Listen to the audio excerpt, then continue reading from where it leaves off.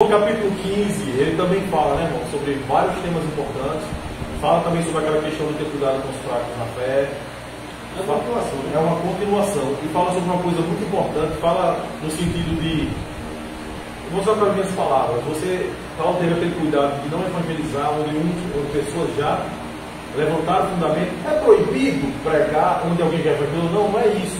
É porque se você for uma lógica, onde é que é mais urgente, né? Se já tem Jefferson tomando conta do Santarém, já tem Jocelão cuidando dos soldadores, qual é a lógica? Eu vou para Nova Natal. Né? Assim, por uma lógica, porque eu não posso roubar os frutos do trabalho dele, como muitos fazem hoje, né? Se bem que o pensamento de Paulo naquele momento era um pensamento de urgência, que as pessoas conhecessem o Evangelho, né? Que fosse ensinado. Lembrando que, só para a gente fazer uma recapitulação, capítulo 12 e 13 de Romanos, o apóstolo Paulo ele nos traz como a gente deve se portar em relação ao nosso relacionamento com o sistema desse mundo. Ou seja, com os dons que não tem. Nesse capítulo 14 e 15, agora ele vai tratar como a gente deve se comportar com os irmãos. Exatamente, o domésticos da fé, o relacionamento entre irmãos. Então vamos lá, eu vou ler aqui os alguns versículos, depois você ou Jefferson pode tomar a conversação, comentando. Mas nós, que somos fortes, devemos suportar as fraquezas dos fracos e não ignorar e não agradar a nós mesmos. Portanto, cada um de nós agrade ao seu próximo no que é bom para edificação. Porque também Cristo não agradou a si mesmo, mas como está escrito, sobre mim caíram as injúrias dos que te injuriavam. Porque tudo que dantes foi escrito para nosso ensino foi escrito, para que pela paciência e consolação das Escrituras tenhamos esperança. Quer falar aqui ou eu ler mais? Posso ler mais? Pode. Vou concluir aqui no 11, certo? É vocês? Não. Pronto. Ora, o Deus de paciência e consolação nos conceda o mesmo sentimento uns para com os outros, segundo Cristo Jesus, para que concordes a uma boca, glorifiqueis ao Deus e Pai do nosso Senhor Jesus Cristo. Como a gente já havia falado, o pano de fundo aqui desse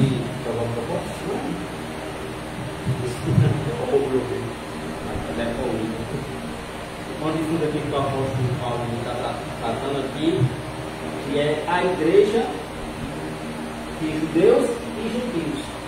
E por causa disso havia alguns problemas.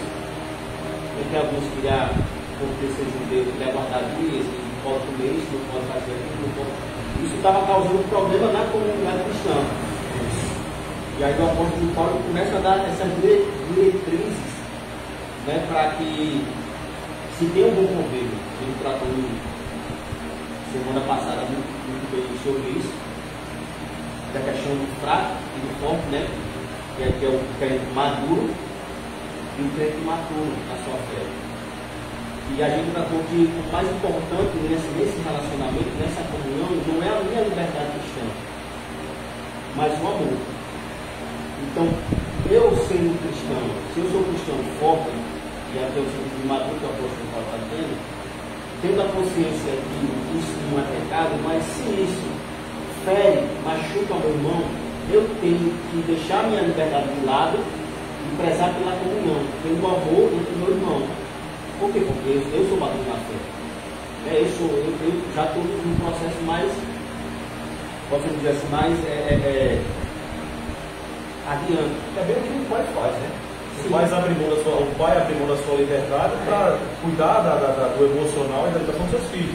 Né? É se entregar. E o que está fazendo aqui é suportar as fraquezas dos fracos. Muitas vezes essa palavra de suportar a gente entende de uma forma errônea.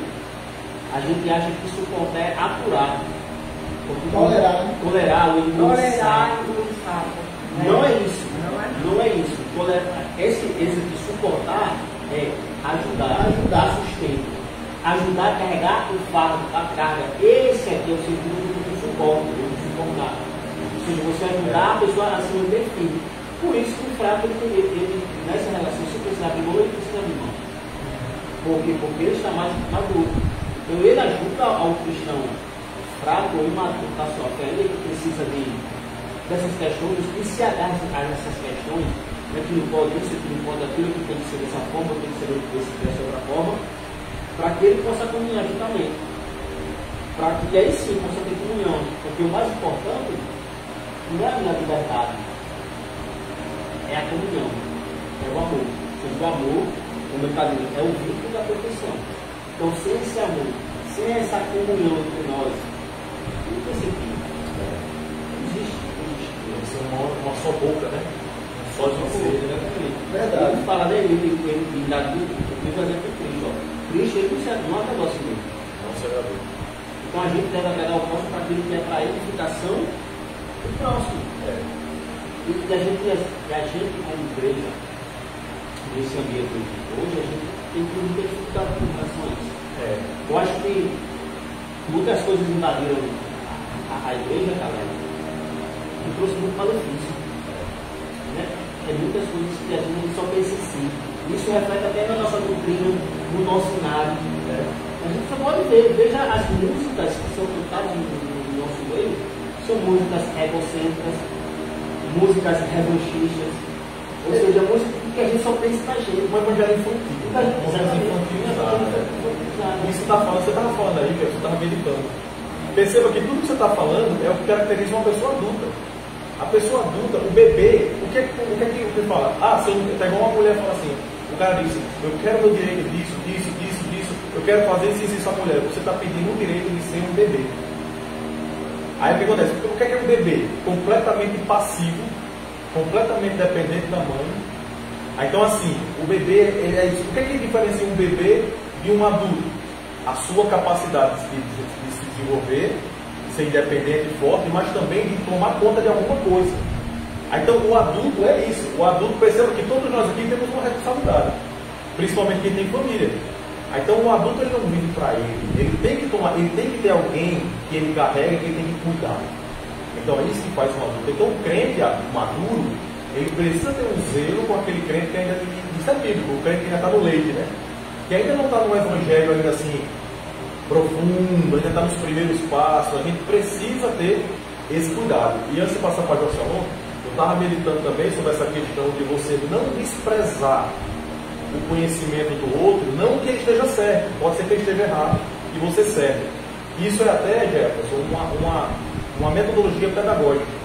Existe uma tática de ensino que você chega na aula e você pede a opinião dos alunos sobre alguma coisa de ciência. Professor, mas você nunca deu uma aula. Não, eu quero ver, eu vou me basear acima do que ele já sabe, o nível dele. Então, assim, qual é o senso comum?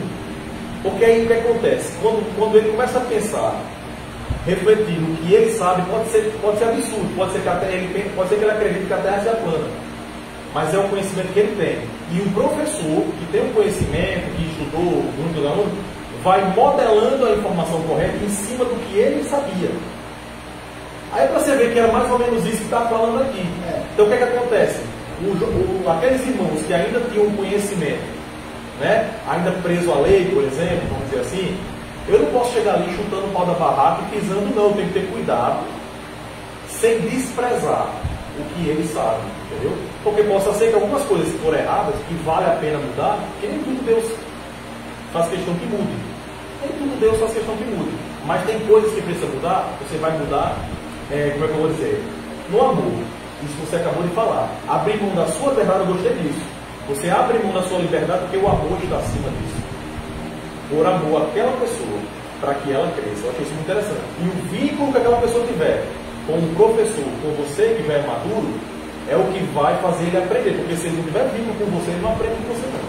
É verdade. Se eu quebrar uma ligação com alguém que vai aprender comigo, também você pode ser o melhor professor. Ele não vai querer aprender com você. Ofendido. Por isso a gente tem que ter o cuidado, não desprezar o que a pessoa já tem. Eu estava meditando isso em casa quando eu estava nesse tempo.